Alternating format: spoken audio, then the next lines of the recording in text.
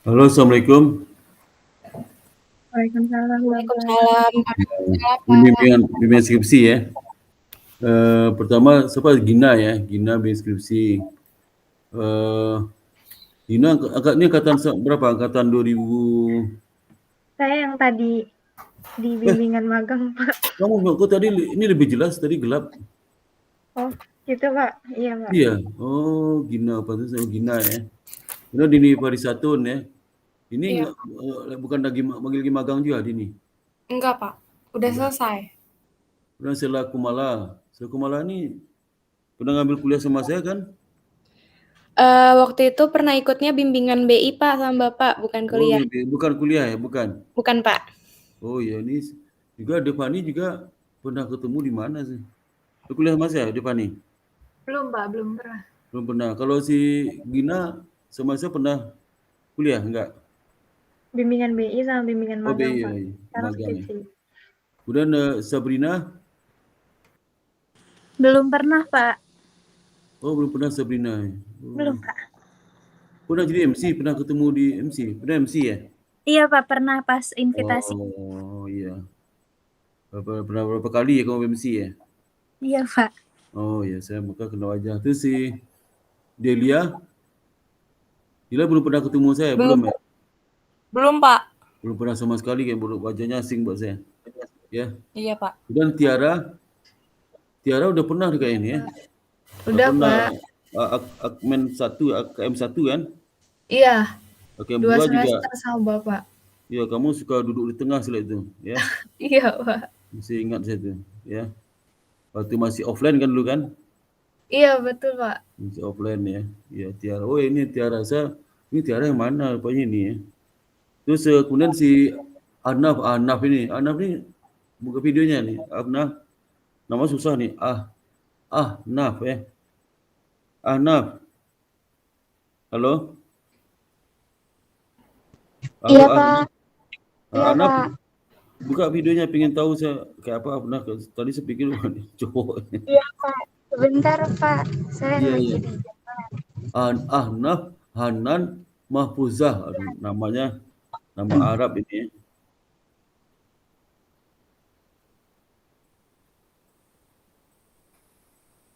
Itu ada 12 orang yang datang, 1, 2, 3, 4, 8 orang ya.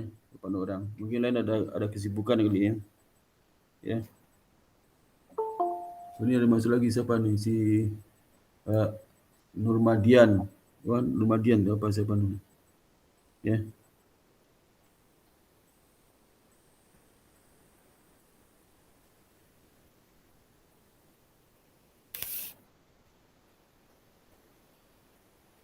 Mana sih? Oh ini Nuri, siapa namanya?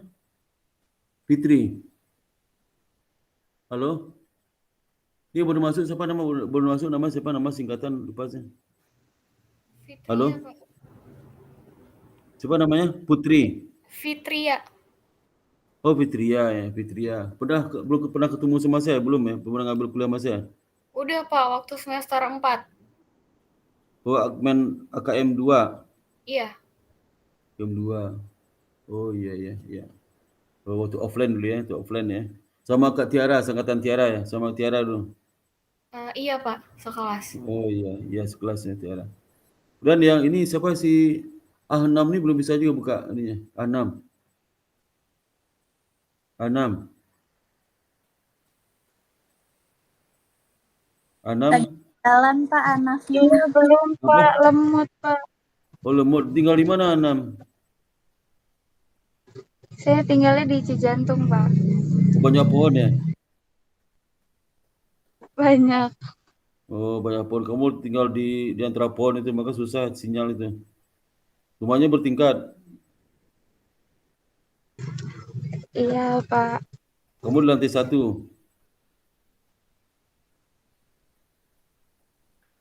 Iya, di lantai 1, Pak. Oh iya, 1 kan susah. Situ sudah banyak pohon, lantai 1. Di atas gambar sama lantai 2. Sinyal sama masuknya itu ya. Kalau bisa kamu lantai 2 di di teras lantai 2-nya baru mending tuh. Lebih tinggi itu ya. Karena sinyal tuh ya. Iya, Ya. Terus terakhir iya, siapa masih Pak. ini? Hardi Ramadan, silakan. Hardi Ramadan. Hardi Ramadan. Hardi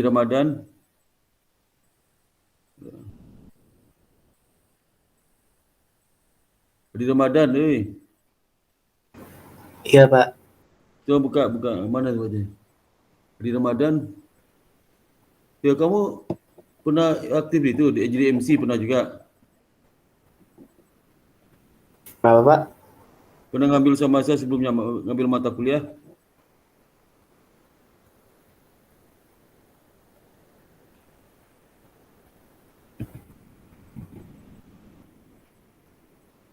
Mata kuliah apa ya, Pak?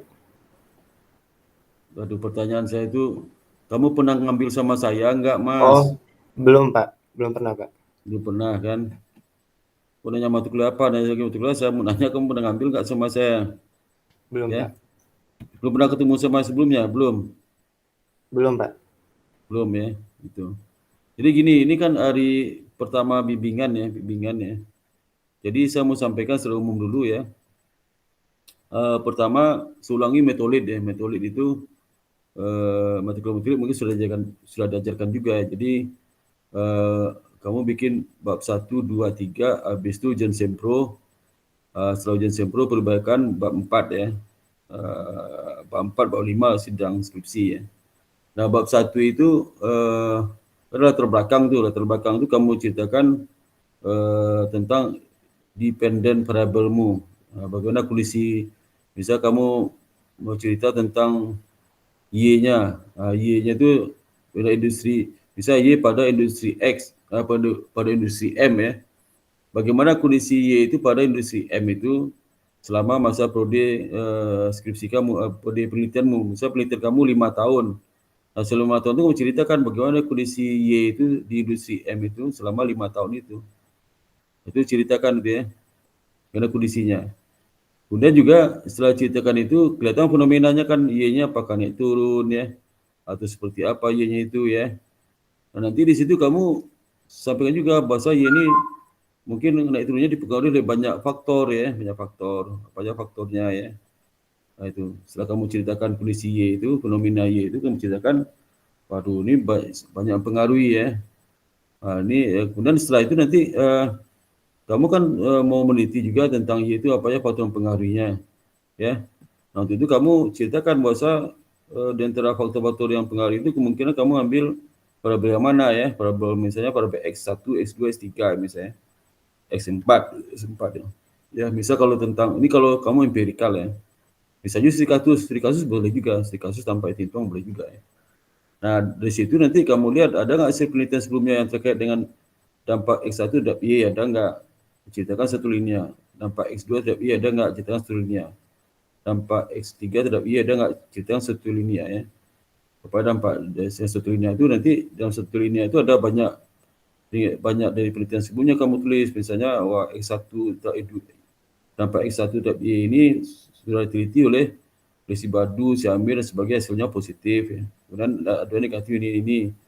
Ada juga yang tidak signifikan penelitian siapa-siapa ya. Itu kamu kaji kenapa terjadi perbedaan itu, ada apa gitu ya.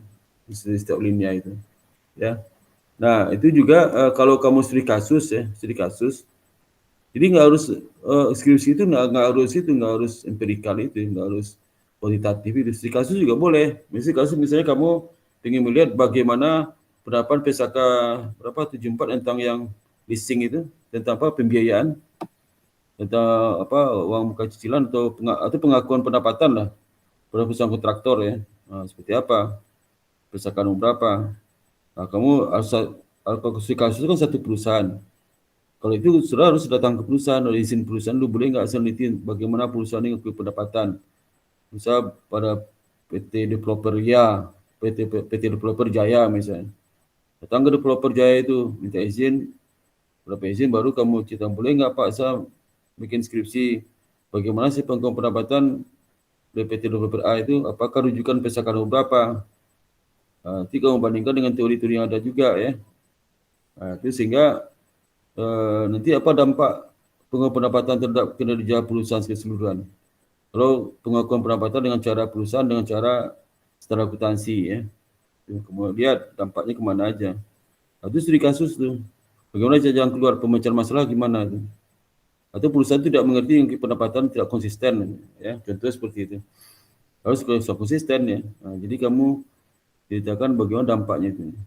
Itu studi kasus ya, studi kasus. Bab 1, 2, 3, 4-nya studi kasus. Nah, dalam metode penelitian, apakah studi kasus diberikan caranya nggak bikin studi kasus ya? Metode penelitian. Ya, bab 1 itu fenomena terjadi di perusahaan itu, satu perusahaan. Pertama fenomena secara nasional, itu. Yang kedua fenomena di perusahaan yang kamu teliti. Apa aja permasalahan terkait dengan pendapatan itu. Nanti ada perusahaan masalahnya, misalnya apakah perusahaan itu mendapatkan pendapatan sesuai dengan standar akuntansi keuangan berlaku ya. Yang kedua, apakah pengakuan pendapatan berdampak kepada kinerja dan posisi keuangan dan seperti apa. Yang ketiga, misalnya apakah staf akuntansi telah memiliki kompetensi dalam pengakuan pendapatan, misalnya seperti itu ya. Ya, tentang perusahaan kajian teori itu tentang pengakuan pendapatan ya. Ambil di intermediate, ambil di teori akuntansi, ambil di pengantar akuntansi, gimana pendapatan itu, ya. Itu teorinya. Nanti bab 3-nya yang ngumpulin sampelnya siapa ya di perusahaan itu. Wawancara, studi literatur, studi kepustakaan ya, sebagainya. Nah, itu nanti di bab 4 itu ke lapangan ya. Itu studi kasus ya, studi kasus. Kasus ke lapangan, dicek ke lapangan, bagaimana mereka mencetak pendapatan, minta berapa contoh mereka melakukan pendapatan itu, nanti dibandingkan dengan standar akuntansi keuangan berlaku dan teori yang kau pelajari di bangku kuliah ya. Ada perbedaan nggak? Perbedaan dampaknya ke laporan keuangan seperti apa gitu ya. Bagaimana jalan keluar mengatasi perbedaan itu ya. Nah, itu yang studi kasus ya, studi kasus.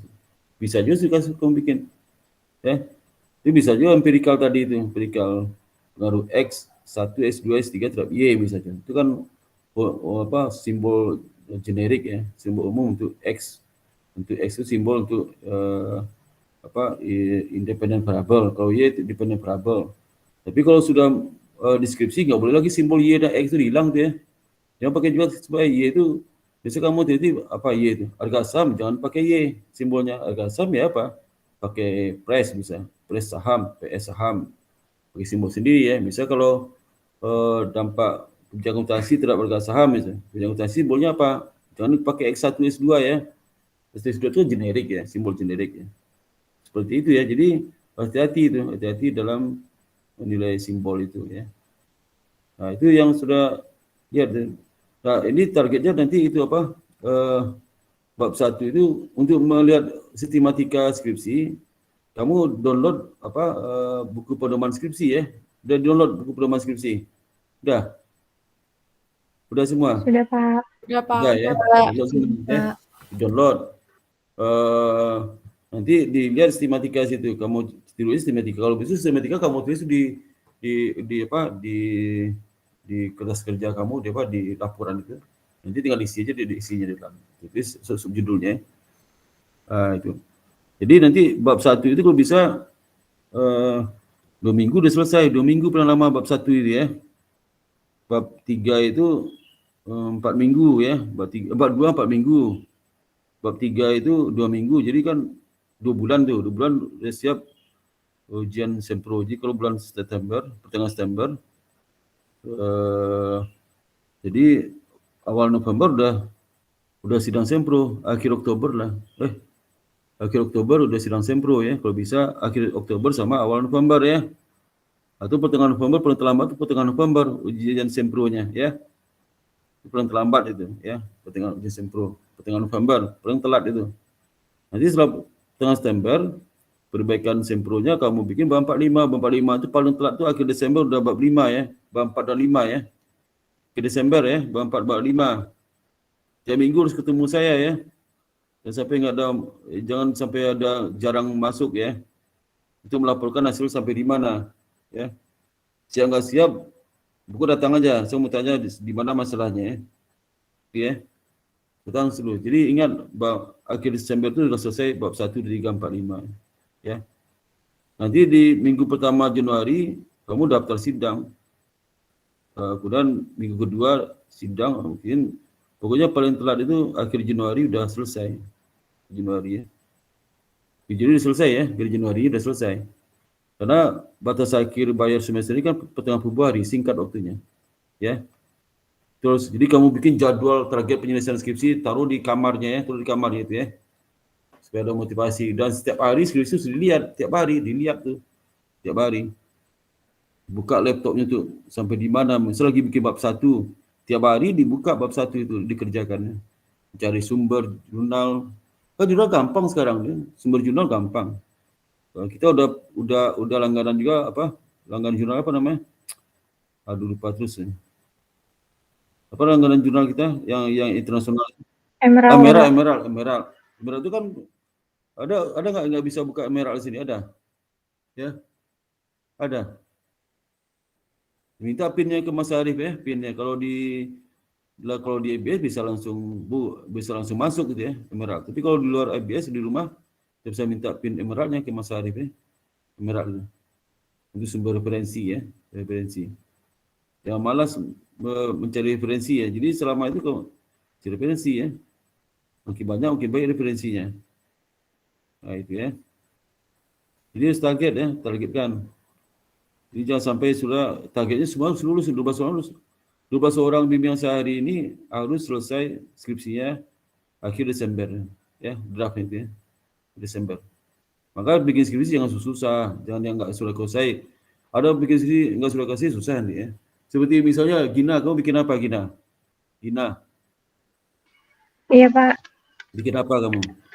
Analisa fraudulent financial statement Coba bab 1 buka, fraud hexagon. bab 1 Oke, dibuka, Pak, bab 1. Sebentar, Pak. Ya, mau jelaskan saya bab 1-nya.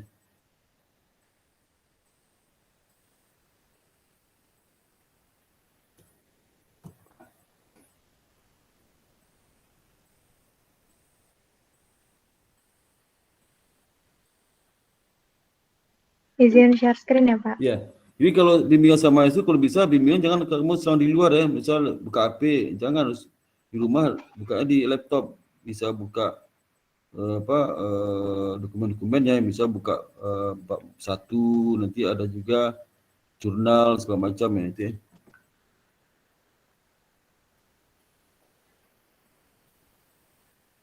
Coba itu apa digedein lagi si apa nih si Gina gedein. Dah.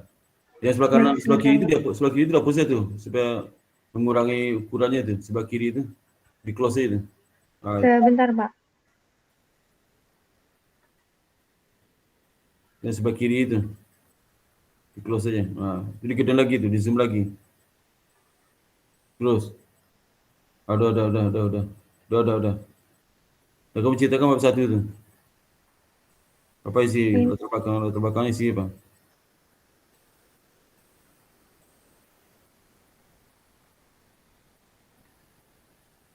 Ini saya ceritain. Jadi kamu ceritakan jangan dibaca ya. Kamu ceritakan sebelum bercepat ya. Kalau dibaca lama nanti. Ceritakan singkat. Misalnya ini 1 visi tentang apa tuh. Jangan dibaca. Itu tentang apa? Sebutkan di sini ya. Jadi yang kedua tentang apa? Ketiga tentang apa? Ya. Yang pertama laporan keuangannya dulu, Pak. Saya ceritain. Kan saya fraudulent financial statement. Ini pengertiannya. Terus berdasarkan PSAK.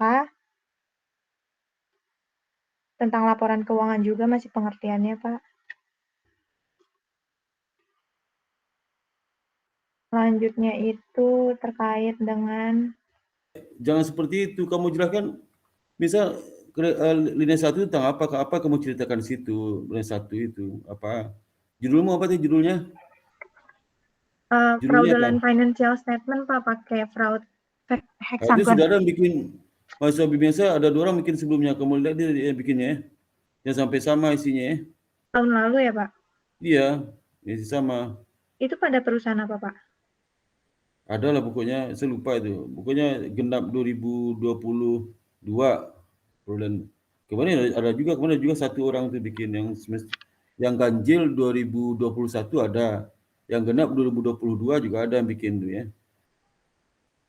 Jadi kamu cerita, ini bisa apa cerita nih? Yang satu ini, kelima satu tentang apa kamu cerita nih? Jelaskan tuh ya. Menjelaskan. Cerita tentang laporan keuangan, Pak. Kalau laporan keuangan itu di perusahaan itu sebagai apa fungsinya? terus alat komunikasi, dan lain-lain, Pak. Terus berdasarkan pernyataan PSAK juga masih tentang laporan keuangan itu pengertiannya apa. Terus saya simpulkan bahwa laporan keuangan itu alat komunikasi yang berisi informasi tentang kondisi keuangan perusahaan yang berguna bagi beberapa pihak penting, Pak, untuk mengambil keputusan ekonomi. Terus selanjutnya itu saya bahas tentang informasi yang dibahas di laporan keuangan itu menurut di buku Romney ini seperti apa yang harusnya tuh yang tercantum di laporan keuangan. Terus relevan, lengkap, andal, dan mudah dapat dipahami. Nah, terkait dengan hal tersebut itu dapat memacu para manajemen untuk melakukan fraud, Pak. Terkait dengan fraud nih, Pak, di sini.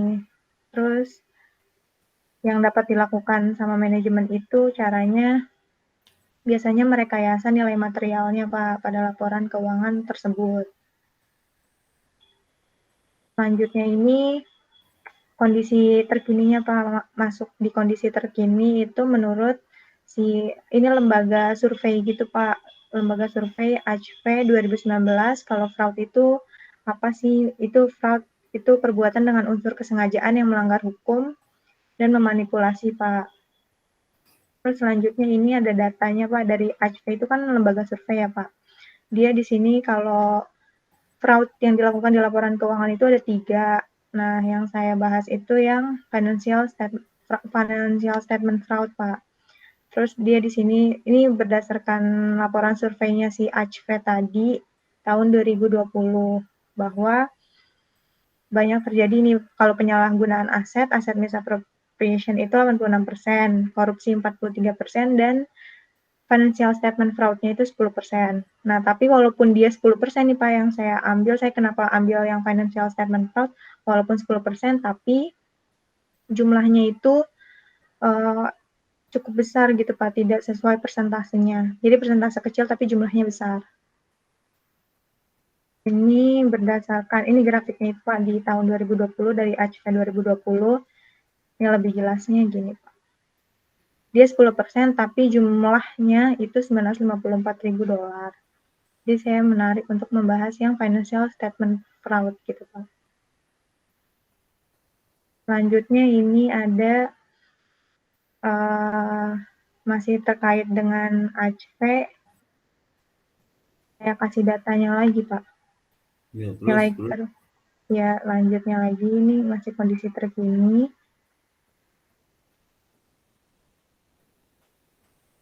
Selanjutnya itu tentang terkait sama fraud itu dirugikan pihak-pihak yang dirugikan Pak. Kepercayaan publik udah pasti kan Pak. Terus ini ada kasus-kasus fraud karena saya ngambilnya studinya tuh di laporan keuangan, tadi terkait dengan ini juga data yang saya lampirkan bahwa yang banyak terugikan itu lembaga keuangan. Makanya nih di sini saya kasih contoh kasusnya di Indonesia yang lembaga keuangan Pak terjadinya. Terus ada SMP Finance, San Prima Nusantara Finance. Terus itu nih cerita singkatnya tentang SMP Finance itu kenapa, saya ceritain dikit. Kalau dia dinyatakan terbukti bersalah, terus saya ceritain dikit tentang yang lain-lain nih Pak. Disebutin aja sih Pak, di tahun 2018 itu ada 6 perusahaan pembiayaan yang juga ada kasus fraud-nya gitu Pak. Nah ini kait dengan itu akhirnya saya kasih lagi datanya jenis industri yang paling dirugikan karena fraud. Itu industri keuangan dan perbankan 41,4%. Itu datanya ACV di 2019 Pak. Terus ini Pak, penelitian terdahulu. Penelitian terdahulu ini, yang ini kamu ceritakan tentang apa nih? Penelitian apa nih? Yang linia ini. Ini merupakan ada yang dilakukan sama Ibu Nova, tapi itu dia di manufaktur sih Pak. Itu jadi gini, kamu ceritakan jangan hanya satu penelitian sebelumnya, ada banyak penelitian sebelumnya terkait dengan apa kamu ceritakan di sini terkait apa yang mempengaruhi fraud itu apa saja. Misal kan pengeprod itu ada 3 misalnya. Dan alinea ini khusus yang 1 dulu. Duanya Oh, di satu-satu ya? satu. Misalnya ada X1, X2, X3, X1 terhadap Y itu, ini khusus alinea membahas hasil penelitian X1 terhadap Y. Nanti X Y alinea berikutnya. Jadi di alinea itu banyak penelitian sebelumnya kamu kutip itu. Hasil itu ya, kamu bandingkan dengan masing-masing itu apakah terjadi persamaan atau perbedaan atau kenapa gitu ya. Itu ya. Iya, Jangan Pak. satu Berarti ini saya penelitian masih itu salah, penelitian Pak. banyak sekali latar belakang itu harus singkat. Apa? Latar belakang itu singkat, padat isinya. Jadi kalau penelitiannya kamu X yang ada 4, berarti 4 alinea juga kamu sediakan tuh. X1, X2, X3, X4. Masing-masing pengaruh terhadap Y. Ceritakan situ ya. Bagaimana penelitian sebelumnya telah meneliti tentang S1 dan Y itu di mana mereka, hasilnya gimana ya. Ada berbeda dan sama ya. Jadi kalau kamu penelitian sebelumnya ada 10 ke 10 orang sih dikutip. Kamu cerita kutip ya. Gitu. Jadi bukan masing-masing penelitian itu nanti di bab 2 itu ya, di bab 2 itu waktu menceritakan penelitian relevan baru masing-masing penelitian satu linear itu ya, narasinya harus ada baru bikin tabelnya ya. Gitu. Itu ya. Iya, Pak, baik, Pak. Nah, Berarti itu. saya masih harus perbaiki, Pak. Ya, perbaiki ya. Terus apa lagi itu? Setelah itu apa? Setelah penelitian sebelumnya apa lagi kamu Setelah jelasin? penelitian sebelumnya udah Pak saya tentukan berdasarkan research gap-nya Pak Iya. kan. Terus? Iya, jadi saya tentukan kalau saya itu kan crowd hexagon itu ada 6 ya Pak. Jadi berdasarkan satu elemennya saya ambil satu untuk jadi variabel X-nya Pak. Oh, sebentar.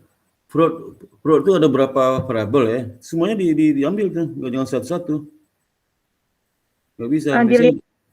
Ini semua variabelnya. Misalnya fraud itu laporan keuangan itu variabelnya apa saja yang itu. Misalnya model apa kan ada yang pendekatan antagon. Apalagi itu. Iya Pak. Iya gitu. Semuanya nggak boleh dipilih tuh, semuanya harus dimasukin variabel X-nya. Iya, saya masukin hexagon 6. Jangan dipilih. Itu apalagi yang terakhir itu apa? Kolusi ya Pak. Apa? Kolusi. Oh iya, namanya apa tuh? Sama kolusi itu apa nama? Model apa? Pentagon apa? Hexagon saya Pak. Pentagon terakhir ya? Pentagon itu terakhir bukan kan? Hexagon yang 6 yang terakhir, hexagon. Yang terakhir hexagon itu 6. Iya Pak. Pentagon, sebelumnya pentagon apa? Sebelum pentagon tuh diamond Pak 4. Oh, diamond 4, pentagon. Terus iya, hexagon yang terakhir. Ujian sekilas tuh tentang itu masing-masing variabel nggak boleh dicopot-copot, semuanya dimasukin tuh, ya. Baik Pak. Jangan dipilih, nggak boleh dipilih tuh, semuanya risiko ya. Baik Pak. Nah, terus apa lagi tuh? Udah sih Pak, ini saya masih belum dapat plotnya sih Pak. Maksudnya mau pakai variabelnya kan dari 6 itu hexagon.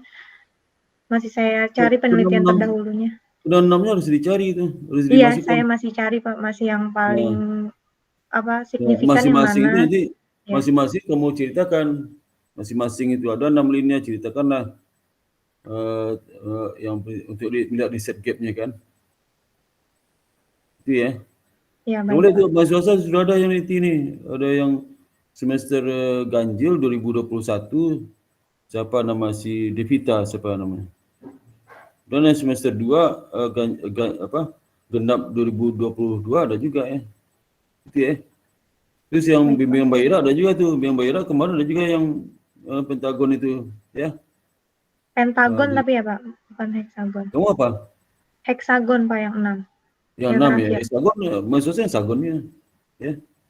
Ada 6 itu. Tapi nanti disesuaikan sama sektornya aja ya Pak, mereka ngambilnya apa gitu ya Pak. Mereka nggak tahu ngambil perbankan di mana tuh.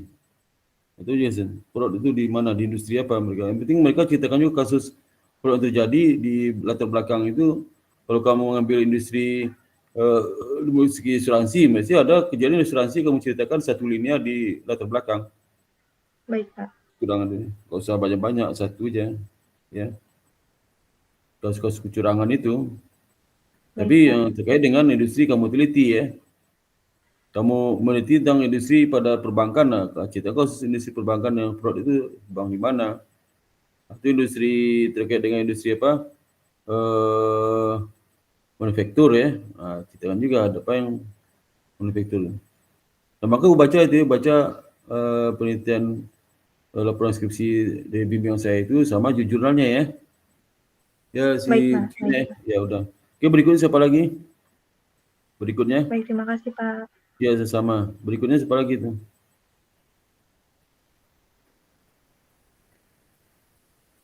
Oke, berikutnya. Silakan. Saya mau, Pak. Iya, silakan. Ini siapa nih si Andini Laila? Andini itu yang Saya kemarin. mau revisi, Pak. Oh, kamu mau revisi? Iya, pengujinya Bapak. Oh, ini kamu baru masuk? Iya, Pak, soalnya Bapak tadi saya chat di grup penguji, Bapak belum kirim linknya, Pak. Jadi saya masa? minta sama, iya, Pak. Waduh, sebentar. Lupa saya tuh. Ini ada di bimbingan sebagai penguji? Oh ya belum, aduh. Bentar. Aduh. Sebagai penguji ya. Lupa saya tuh, karena banyak grup nih. Ya. Nah. Yang dulu masuk terlalu apa si Andini, yang dulu masuk siapa tuh yang dulu masuk? Yang siapa lagi tuh? Saya boleh nggak, Pak? Boleh. Jangan takut, langsung aja. Siapa si Dini? Saya izin share screen ya, Pak. Iya. Kok Andini kamu berubah bentuk sekarang Andini? Beda saat ujian kompre. Silakan Dini. Udah cerah wajahnya, udah lulus ujian. Udah lulus ujian kan? Udah, Pak, alhamdulillah. Udah lulus dia itu ya. Oke, si Dini, silakan Dini. Ini Pak saya. Ya. Kelihatan nggak, Pak? Di zoom lagi. Nggak kelihatan, kecil banget. Terus. Jadi ketikan 2 spasi ya. Ukuran hurufnya 12 ya. Tem New Roman 12. Udah itu, udah sesuai. Ini kayak 1,5 spasi deh. Udah, Pak. Ini kamu 1,5 spasi kayak ini. Iya, ini saya maksudnya belum memulai bab 1 sih, Pak. Oh iya. Mau menjelaskan ke Bapak dulu ya. Oke, silakan kita. Ini apa judulnya? Pengaruh intelektual kapital. Judulnya terhadap kinerja perusahaan perbankan yang terdaftar di Bursa Efek Indonesia pada tahun 2016 sampai 2020 sebelum dan masa pandemi COVID-19. Oh ya. Ya tadi itu siapa? Sebelum tadi siapa? Gina, Pak. Oh, Gina. Ini Gina tuh prodi penelitianmu kapan tuh? Prodi penelitian Gina. Mana Gina? Udah live deh Gina. Gina tuh udah pergi di mana Gina? Belum, Pak. Mana? Prodi penelitian kapan? 2015 sampai 2020, Pak. 2020, berarti 2020 itu harus ada misal persamaan 1 dari 2016 sampai 2019. Persamaan kedua nanti melihat dampak pandemi terhadap fraud itu ya. Fraud itu ya. Fraud itu. Jadi datanya 2019 sama 2020 bandingan 2 tahun itu. Jadi terkait pandeminya berarti ya, Pak? Iya, bandingkan data 2019 sama 2020. Jadi gabung periode kedua itu, model kedua itu datanya 2019 2020. Nanti pakai variabel dummy waktu 2019 dibandingkan 2020. Kalau 1 itu 2020, kalau 0 2019 ya. Itu dummy-nya. Di model kedua, model pertama nggak usah pakai ada variabel dummy karena kan datanya 2015 sampai 2019 nggak ada dummy ya. Itu membandingkan hasilnya itu ya. Itu mahasiswa saya yang lulus kemarin banyak seperti itu bikin ya. Saya suruh bikin seperti itu. Lihat aja cara mereka bikin ya. Berikutnya Dini silakan Dini ya. Iya, Pak. Ya. Untuk latar belakangnya, ya. Perusahaan-perusahaan itu sekarang mengubah cara berbisnisnya berdasarkan labor-based business menuju bisnis yang berdasarkan pada pengetahuan knowledge-based business. Sehingga karakteristik perusahaan juga kini berubah menjadi perusahaan berbasis ilmu pengetahuan agar dapat bertahan dalam persaingan bisnis. Lalu, sebagai alat umum yang bisa dijadikan tolak ukur atau indikator perusahaan dalam menjalankan dan mencapai tujuan-tujuan, visi misi dapat terlihat dari sebagaimana hasil atau prestasi kinerja keuangan dan tentunya nilai pasar atau market value. Terus Pak, untuk analisa laporan keuangan, cara penilaian laporan keuangan beserta elemen-elemen yang dapat di dalamnya, yang hakikatnya untuk mengevaluasi dan memperkirakan kondisi keuangan yang dicapai perusahaan dalam analisa laporan keuangan. Alat ukur yang digunakan bisa dengan melihat risiko keuangan perusahaan yang dimana dalam rasio tersebut mempunyai dua cara atau mekanisme perbandingan, yaitu yang pertama dengan memperbandingkan rasio saat ini dengan rasio sebelumnya, atau dengan sebuah rasio yang telah diasumsikan untuk masa-masa yang akan datang untuk perusahaan tersebut. Lalu yang kedua, dengan membandingkan rasio dari sebuah perusahaan dengan rasio yang sama dari perusahaan lainnya dengan industri bisnis yang sejenis. Untuk fenomenanya, menurut republika.co.id, bahwa perbankan di Indonesia memiliki kinerja keuangan di atas rata-rata industri keuangan di beberapa negara ASEAN. Saya memilih yaitu Indonesia dan Thailand. Hal tersebut dapat terlihat dari grafik return on asset atau ROA yang dianalisis oleh penulis Bank Indonesia Untung pada tahun 2014. Namun disayangkan sekali di tahun 2020, kemampuan bank untuk memperoleh laba terganggu. Penyebabnya tak lain dari segi ekonomi yang belum stabil akibat pandemi COVID-19. Di Indonesia sendiri, dampak dari pandemi COVID-19 pada pertumbuhan laba bersih bank tahun 2020 terkontraksi minus 33,08% dari periode tahun lalu. Sedangkan sistem perbankan Thailand mencatat laba bersih yang diperoleh pada tahun 2020 sebesar 146,2 miliar baht yang menurun dari tahun 2019, yang mengakibatkan ROA menurun dari 1,39% di tahun 2019 menjadi 0,65%. Hal ini dapat terlihat dari posisi ROA perbankan yang terus menyusut. Sederhananya, ROA merupakan rasio yang digunakan untuk mengukur kemampuan perusahaan menghasilkan laba dari penggunaan seluruh sumber daya atau aset milik perusahaan. Nah, dalam upaya untuk mencapai kondisi keuangan dan nilai pasar atau market value yang bagus, hal yang dapat dilakukan oleh perusahaan kebanyakan saat ini adalah dengan menggunakan sumber daya manusia yang berkualitas, teknologi yang dapat diandalkan, dan juga menjaga hubungan atau relasi yang baik dengan semua pelanggan. Hal-hal ini merupakan pengimplementasian dari intelektual kapital, menurut Wijaya tahun 2012. Pengungkapan intelektual kapital sendiri didorong dengan hadirnya new economy, di mana hal ini mempunyai prinsip bahwa sebuah perkembangan dari teknologi informasi dan tentunya ilmu pengetahuan. Nah, saya ini Pak, sebetulnya penelitian saya ini mereplikasi dari jurnal Nimtrakon pada tahun 2015. Namun yang membedakan adalah sampelnya. Di jurnal Nimtrakon, sampelnya itu yaitu perusahaan teknologi yang terdaftar di ASEAN, sedangkan saya itu perusahaan perbankan di Indonesia. Yang kedua, tahun penelitiannya saya pada tahun 2016 sampai 2020, dan yang terakhir penelitian saya ini melibatkan pandemi COVID-19. Ya, Itu aja oke. sih Pak sejauh ini. Bisa balik konsep tadi ya, kalau jadi ada dua break itu ya, satu model 1 tahun 2015 sampai 2019, model kedua tanpa variabel dummy, yang model kedua tahun 2019 dan 2020, dua periode itu, 2 tahun itu, tapi ada variabel dummy-nya ya. Iya Pak. Oke. Ke berikutnya siapa lagi? Teruskan ya. Itu siapa lagi? Terima kasih Pak. Ya. Saya ya Pak. Ya, silakan. Cepat si Dela ya. Ya, silakan Dela. Izin share screen Pak. Ya, silakan.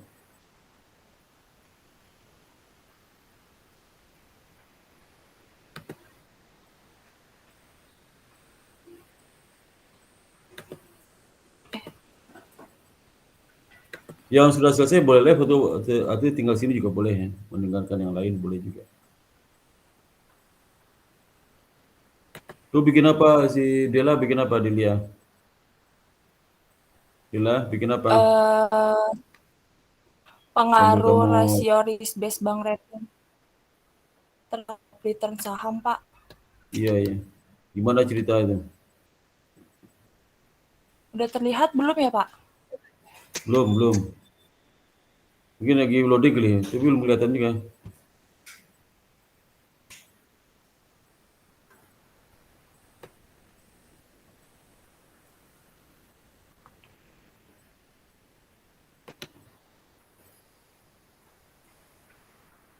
Ini betul-betul kemandirian kamu harus kuat ya, supaya target sampai Desember selesai skripsinya.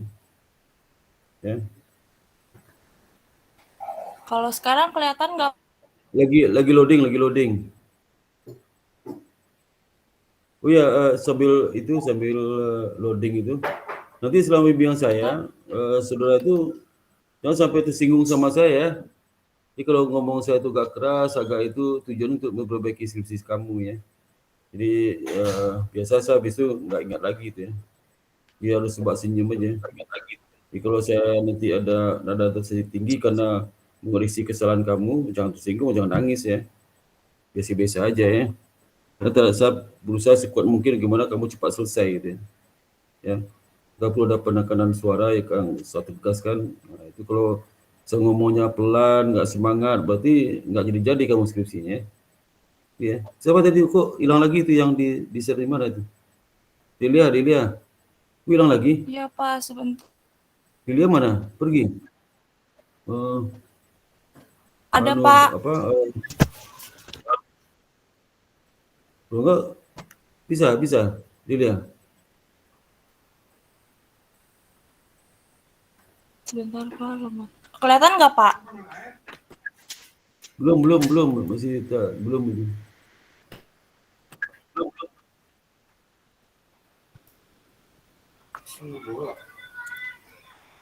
Pak, kalau enggak yang lain dulu aja Pak. Maaf, ini lemot banget. Ya, udah kamu ceritakan aja.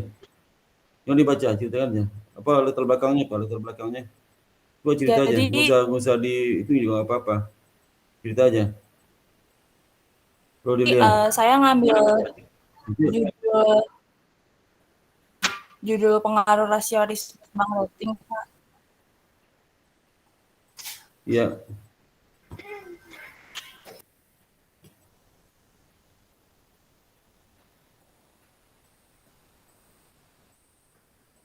Ya, dulu lagi dulu yang lainnya aja dulu ya. Nanti dia biar dia sinyalnya bisa kuat berikutnya. Coba lagi berikutnya. Pak, saya boleh nggak, Pak? Pak, boleh nggak masih? Tunggu. Tadi Cepat, hilang, Pak. yang dulu masuk, siapa dulu masuk? Cepat dong, nanti Saya boleh. sama lain. Ayo. Kamu baru masuk kan itu sampai tunggu dulu nih mereka yang dulu masuk dulu. Dulu masuk cepat. Pak, Delia lagi ya, Pak. Ya, cepat. Ya, jadi judul saya itu pengaruh rasioalisme yang rating, Pak.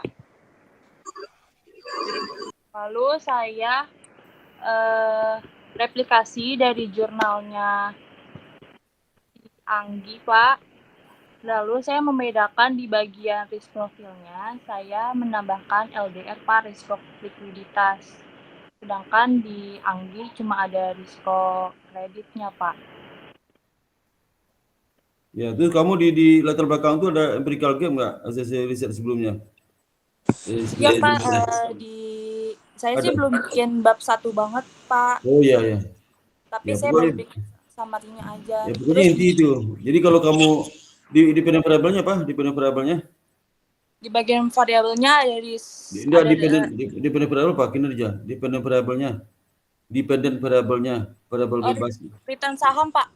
Itu saham ya, kamu ceritakan itu saham itu, bagaimana itu saham pada perusahaan industri kamu teliti, ya, kemudian di base itu, kemudian juga ceritakan data, kamu industri perbankan ya? Industrinya apa? Perbankan? Iya Pak, perbankan dari tahun 2016 sampai 2020. Saya juga niatnya ingin nambahin pandemi, Pak. Iya. Nah, ceritakan itu, nanti habis itu kamu ceritakan lagi, kira apa yang pengaruh saham itu, kenapa di base itu kamu teliti itu.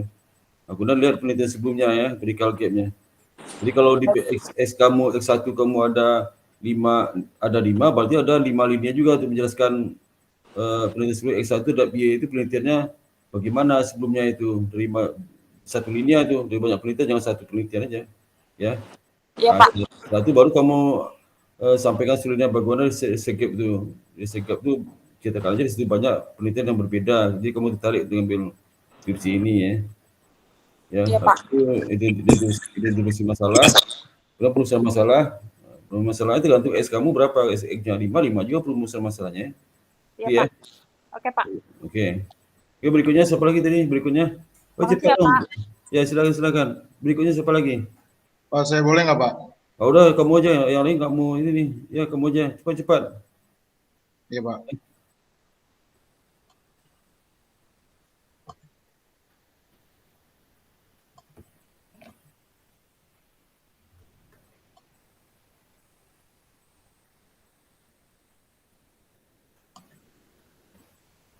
Ini Pak, dari bab 4 berarti ya Pak?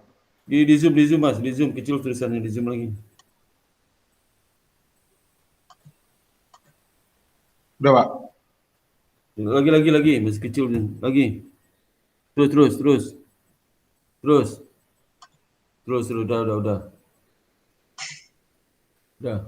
Ini Pak, bab 4 saya Pak, udah Pak, sampai bab 5 udah. Ya cerita lah, Bapak tuh apa isinya? Cerita dulu. Ini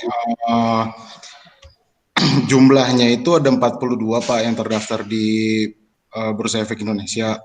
Ya. Tapi ada 4 perusahaan yang nggak ngelampirin laporan tahunannya Pak. Ya, terus? Ini perusahaan itu ada Bagriland, Gading, Eureka, sama Propertindo. Ya. Nah ini analisis deskriptif ya Pak. Ya.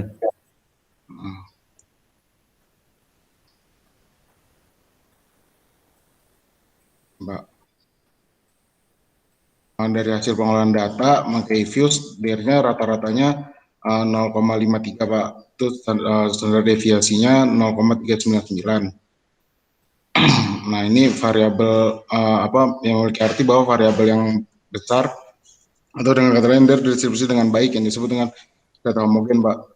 Ya. Ini maksimumnya ada di PT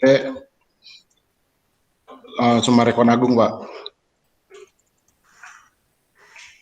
Ya. Untuk aset size rata-ratanya 29, standar deviasinya 1,5. Ya. Terus nilai maksimumnya ada di PT Bumi Serpong Damai. Terus. Jangan cerita saya biasa aja. Terus. Langsung ke hasil aja ya Pak. Regresi. Nah nih uji coba. Udah regresi. Langsung regresi ya Pak. Ya.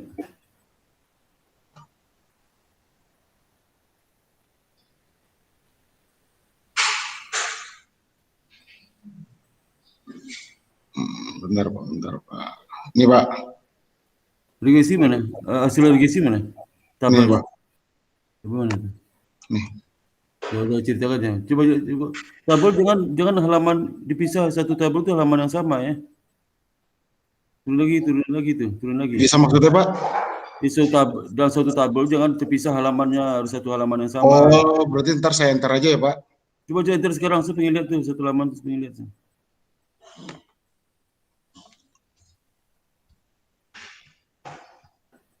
Mana tuh? Ini coba.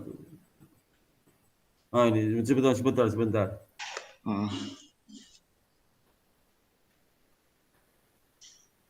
Nggak signifikan cuma 2. Iya Pak, yang 2 tuh yang growth opportunity sama yang dividennya tidak berpengaruh Pak. Kamu variabel utamamu apa? Variabel utamanya mana? Variabel utama judulnya, judul deskripsi Pak. Struktur modal Pak. Ya judulnya apa? Pengaruh aset size, profitabilitas, growth opportunity, dan kebijakan dividen terhadap struktur modal pada perusahaan properti Pak. Oh iya. Iya. Ini nggak berpengaruh Pak. Aset size itu maksudnya apa tuh? Pengaruhnya apa tuh aset size? Apa Pak? Aset size itu pengaruhnya apa? Ini jangan tabel, jangan digerakkan di tabel. Jangan di tabel, jangan digerakkan. Tabel tadi itu mana? Ya Pak. Itu. Nah, saya mau tanya, aset size itu pengaruh terhadap apa tuh? Terhadap struktur modal Pak. Nah, apa pengaruhnya itu? Jadi di nilai regresi ini kalau misalnya aset size diasumsikan ya Pak. Kamu saya tanya pengaruhnya apa? Jawab detailnya, jawabnya. Pengaruhnya apa? Pengaruhnya apa? Itu positif atau negatif? Oh, positif Pak. Aset size positif, profitabilitas negatif Pak. Iya, aset size positif artinya apa? Artinya apa? Dia menambahkan DER, menambahkan struktur modalnya Pak sebesar hasilnya ini Pak. Kalau semuanya diasumsikan 0. Ya udah. Kenapa tuh? Kenapa stres itu bisa mempengaruhi apa? Struktur modal? Iya Pak, jadi kan kalau misalnya dalam perusahaan itu kan apa namanya aset saya bisa lebih apa namanya lebih memanfaatkan aset yang ada di itu loh Pak, yang ada di apa namanya perusahaan ketimbang dia pakai pihak ketiga Pak, menambah hutang gitu. Struktur Dia modal itu lebih rumusnya apa? Struktur modal rumusnya apa nggak pakai? Struktur modal itu struktur rumusnya. modal itu Rumusnya. DER Pak. Ah, oh DER. Ah, DER ya. Jadi gua perusahaan berutang. Jadi kalau makin besar rasanya cenderung berutang perusahaannya gitu. Pak. Jadi dia Ah, lebih menghindari hutang. kok menghindari utang kan positif, Mas. Kok menghindari utang? Kalau makin besar aset cenderung berutang itu artinya gimana Oh sih? iya Pak ya Pak. Aduh gimana sih kamu nih? Ya. Nah, profitabilitasnya Itu minus artinya Pak. itu. Aduh. Yang dua tidak berpengaruh karena di ROA itu negatif. Jadi Negatif. perusahaan-perusahaan yang profitabilitas rendah itu dia berutang, menambah Kenapa? utang. Perusahaan-perusahaan yang profitabilitas rendah turun cenderung menambah utang perusahaan gitu maksudnya. Kalau ROA itu Pak apa namanya di penjelasannya saya tulis dia berpengaruh. Jadi kalau misalnya profitabilitasnya semakin tinggi, Kamu ya Pak. saya simpelnya nanya, kan di hasil kamu itu dia negatif itu. Ah, Negatif itu kan kalau profitnya naik cenderung perusahaannya mengurangi utang ya. Itu negatif tuh mengurangi utang. Kalau profitabilitas naik mengurangi utang. Itu maksudnya apa tuh?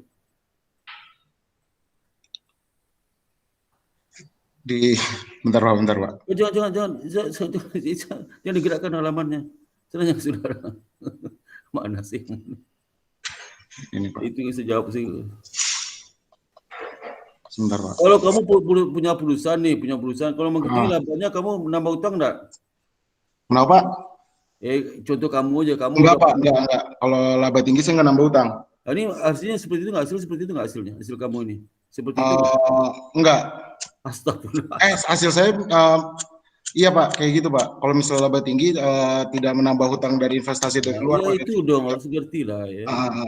Masa nggak ngerti ya hasilnya itu? Dari tidak menambah hutang dari pihak ketiga Pak.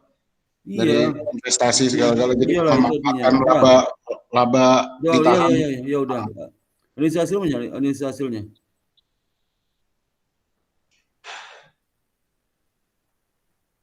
Ini bukan analisis hasil nih, analisis hasil mana? Itu interpretasi hasil. Mana? Nah, ini. Nah, analisis hasil itu kamu bandingkan hasil itu dengan teori. Dengan teori. Yang kedua dengan penelitian sebelumnya, ya udah. Udah Pak. Nah, udah. Itu kenapanya udah jawab. Ada di sini semua kok Pak. Kenapanya? Kenapa? Kenapa beda? Kenapa sama? Ya jawab belum sih? Udah. Udah di sini Pak. Dia satu bangun positif resursus modal berdasarkan estet sehingga dapat semua berpotensi terima sejalan sama trade-off Pak. Karena kan perusahaan yang berpengaruh besar cenderung menggunakan kesimpulan. Implikasi hasil. Pak, kalau misalnya tidak berpengaruh itu ya implikasi manajerialnya tidak berpengaruh nggak dimasukin kan ya Pak? Dimasukin juga, ada juga aplikasi itu. Kalau nggak pengaruh implikasinya apa? Ada juga, semua itu masukin tuh. Ada juga. Saya implikasi implikasi manajerialnya yang ini doang Pak, yang berpengaruh doang Pak. Yang tidak masukin juga lah. Misalnya coba dengar dulu. Ya, Pak. Bisa tuh si A nggak mempengaruhi si B. Ya. Implikasi apa dia itu? Kalau aplikasi ya berarti si A itu nggak usah diperhitungkan. Usah diperhitungkan bikin kebijakan terhadap A. Karena dia nggak mempengaruhi A. Si A itu nggak mempengaruhi B. Berarti si A itu nggak diperhitungkan dalam kebijakan terhadap B. Perlu juga lah kasih tahu. Jadi manajemen tidak mempertimbangkan si B itu. Karena kan pengaruh kan. Diabaikan aja. Kebijakan diabaikan. Yang penting yang diperhatikan lah perilaku yang mempengaruhi. Itu komentarnya gitu ya. Iya Pak. Ya udah, kesimpulan mana? Jadi masukin aja nih Pak ya. Kesimpulan. Saya implikasi cuma masukin ini doang soalnya yang bagian aset. Ya itu ya juga. Kesimpulan mana? Sebenarnya asesnya berfungsi terhadap struktur modal. Pada industri apa? Pada industrinya apa? Sebutkan industrinya lah. Sebutkan pada industri apa? Ininya dijelasin lagi Pak. Tidak pengaruh pada industri apa, tahun berapa, periode penelitian turun kapan, sampai kapan. Oh, Ya. iya, iya. Ah, Ya, apalagi itu. keterbatasan Perbaiki ya, itu. Pak. Ya, Yang bagian kesimpulan ya, Pak, saya perbaiki, Pak.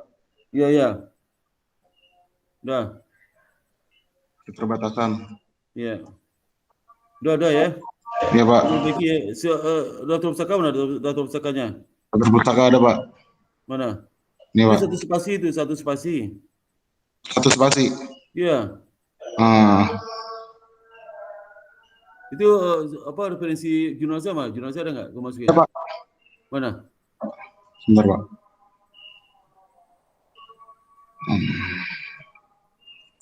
Nah, itu ya. Sudah satu spasi ya. Pakai Ada. mendelay kan? Pakai mendelay. Oke, Pak. Pakai Ya. pakai. Ini pakai mendelay. Ini yang mahasiswa yang baru bimbingan maksudnya pakai mendelay. Terus minimal satu tulisannya selalu masuk ya. Jurnal saya minimal satu masuk di pusakanya. Jurnal Udah, Bapak sama kamu daftar sidangnya, udah perbaiki ya. Ya, Pak. Ya, Baik, udah. Siapa lagi berikutnya? Berikutnya siapa lagi? Saya Pak, boleh nggak? Boleh. Siapa tuh? Siapa yang mau aja? Pak, revisi Pak. Situ tutup dulu nih, siapa nih? Samir. Di close dulu ada. Berikutnya siapa? Silakan berikutnya siapa? Saya Pak, izin share screen ya Pak. Ya, siapa namanya? Andini Pak. Andini siapa? mau revisi Pak. Oh, Gina. Andini Laila. Oh iya. Mana orangnya nih? Saya Pak. Oh iya, silakan. Kok gemuk sekarang, kemarin kurus lihat waktu ujian. Enggak Pak, ini kerudungnya Pak. Oh, kerudungnya kemarin kurus banget. Setelah ujian langsung meringah badan. Meringah wajahnya. Waktu ujian pucat banget. Kayak mau mati aja tuh. Izin share screen Pak. Ya, silakan. Cepat ya, ini adik kamu, adik kelasmu nunggu banyak nih ya. Kalau tunjukin yang siapa disuruh perbaiki mana? Berita acara saya mana? Kondisi apa aja tuh? Ini Pak. Hah? Udah terlihat belum Pak? Koreksi. Udah. Siapa? Sparta, ubah. Ada tantangan saya nggak di bawahnya? Dikirimnya cuman kayak gini Pak sama Mbak Devita. Ada tantangan di bawah ada tantangan itu, kursus ujian. Iya Pak, jadi Mbak Devita kirimnya itu picture Pak, bukan file. Jadi saya cuma kirim kayak gini. Saat tantangan di bawah mana tuh? Enggak ada koleksinya. Saya ubah dasar hipotesis apa itu? Ubah dasar hipotesis terkait dengan KAP dan leverage. Jadi tadinya itu saya kan one tail Pak, jadi diganti jadi two tail. Ya, terus? Udah saya ubah jadi. Ya, sebentar, kamu itu loh, tutup dulu. Jadi nanti form ini tutup dulu deh, tutup dulu. Oh, yang gini Pak. Tutup dulu presentasi. Oh, share screen-nya. Nah, Pak. Tutup dulu. Saya mau tunjukin kamu mana tuh? Ini. Bentar ya.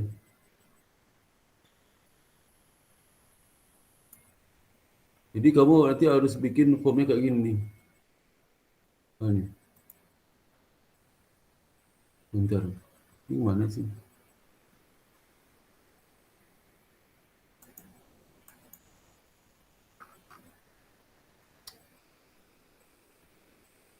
Ini formnya, form koreksi ujian sidang ya. Ini nih.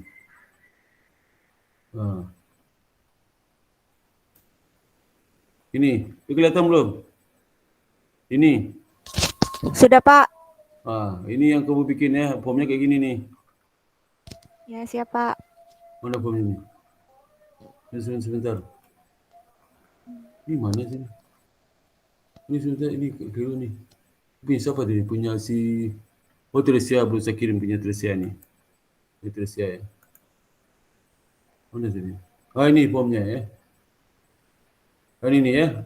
Form ini pakai ya nanti ya. Halo Dini. Itu saya udah bikin Pak. Udah. Oh, udah. Mana tunjukin mana tuh. Kita matikan dulu nih. Nah, mana tuh? Izin share screen ya Pak. Iya.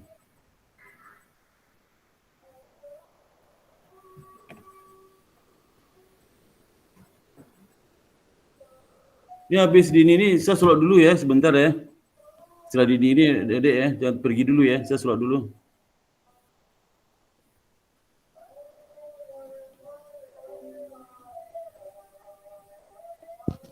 Ini Pak, Coba sudah terlihat belum Pak? Dikitin lagi.